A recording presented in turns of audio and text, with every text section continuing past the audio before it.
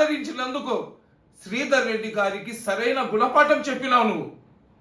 శ్రీధర్ రెడ్డి గారికి అందరూ చెప్పారు, దమ్ముడికి పనికిరాడు, సాయంత్రం అయితే బంగ్యాకు తాగుతాడు, మందు తాగేసి ఏదైతే తూములు ఉంటాయో తూములు పక్కన నిద్రపోయి ఉండే వ్యక్తికి ఎందుకు మీరు రాజకీయంగా డెవలప్ చేస్తున్నారంటే, విద్యార్థి దశ నుంచి అతను మన దగ్గర తిరుగుతున్నాడు, వాడికి అవకాశం వచ్చింది, అతను కాకపోయినా కానీ వాళ్ళ భార్యకు నేను టికెట్ ఇస్తానని చెప్పి టికెట్ ఇచ్చి రూపాయి ఖర్చు లేకుండా మీ భార్యను కార్పొరేటర్ చేసి తర్వాత ఆ రోజుల్లో ఉన్న రాజకీయ పరిస్థితుల్లో అతను అడ్డంగా నిలబడి మీ భార్యను అతను మేయర్ చేసినందుకు నువ్వు సరైన గుణపాఠం చెప్పినావు. నువ్వు మాట్లాడితే మైనార్టీ వర్గానికి చెందిన ఒక ముస్లిం వ్యక్తి ఇంటి మీద దాడి చేశారు, అతని ఇంటి మీద పోలీసులు వెళ్ళినారు, అతని ఇంటి మీద 30 మంది వచ్చినారు. శ్రీధర్ రెడ్డి రక్త చరిత్ర ఏందో నేను తెలియజేస్తాను, శ్రీధర్ రెడ్డి చేసిన హత్య రాజకీయాలు ఏదో నేను చూపిస్తానని చెప్పి నువ్వు చెప్తున్నావే.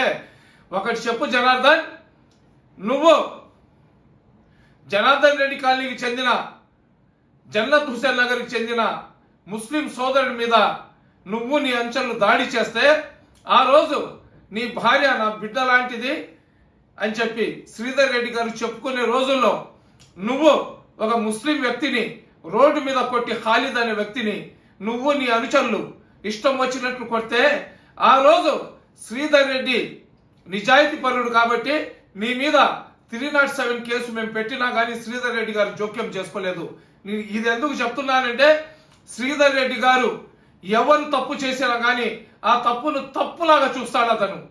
అతని మనుషులు తప్పు చేస్తే లేదు మా మనుషులు తప్పు చేయలేదు వాళ్ళని నేను రక్షిస్తాననే తత్వం శ్రీధర్ రెడ్డిలో లేదు. దానికి నువ్వే ఉదాహరణ.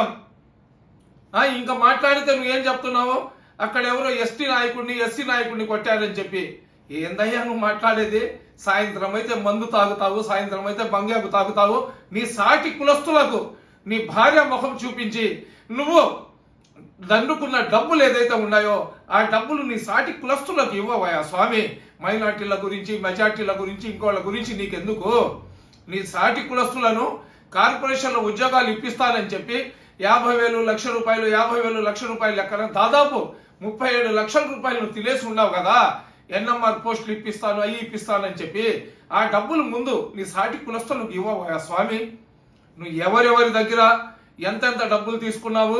నువ్వు ఐఏఎస్ ఆఫీసర్ల సంతకాలనే ఫోర్జరీ చేసి డబ్బులు తినే శక్తి సామర్థ్యాలు ఉన్న బిడ్డ నువ్వు చాలా పెద్ద గట్టి పిండం.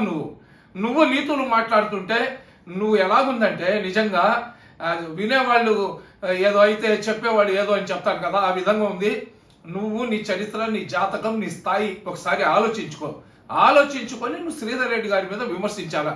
4 సంవత్సరాలు కార్పొరేషన్ సర్వనాశనం చేసేశారు. కన్న తల్లిని తిట్టినోడివి నువ్వు. 9 నెలలు కడుపులో పెట్టుకొని నిన్ను కనిన తర్వాత నిన్ను పెంచి పోషించి ఈరోజు ఒక స్థాయిలో తీసుకొని వచ్చిన కన్న తల్లిని నువ్వు తిట్టిన బూతులు లంజా గింజా అని చెప్పి తిట్టావు కదా. నీది అసలు మానవ జన్మన? అసలు మహిళలకు ఎవరైతే ఈ ప్రభుత్వాలు ఉన్నాయో 33% రిజర్వేషన్ ఎందుకు ఇచ్చారంటే వాళ్ళ కాళ్ళ మీద వాళ్ళు నిలబడి రాజకీయంగా వాళ్ళు ఎదగాలనే ఒక ఉద్దేశంతో ప్రభుత్వాలు అవకాశం కల్పిస్తే నీలాంటి లంగా నాయకులు లంగాలంటులా ఆడోళ్ళు లోపల వేసుకునే లంగా నాయకులు మీరు ఆడోళ్ళ పేర్లు చెప్పుకొని బ్రతికే నీ బ్రతుకు నువ్వు శ్రీధర్ రెడ్డి గురించి మాట్లాడతావా? సిగ్గు శరం ఉండాలా మాట్లాడే ముందర. ఏ నోటితో అయితే మేము కూడు తిన్నామో అదే నోటితో పెంట తిన్న విధంగా ఉంది నీ మాటలు. తల మీద ఎండి ఆకు తీసినా కానీ వాళ్ళు చేసిన సహాయాన్ని మనం మనసులో పెట్టుకోవాలని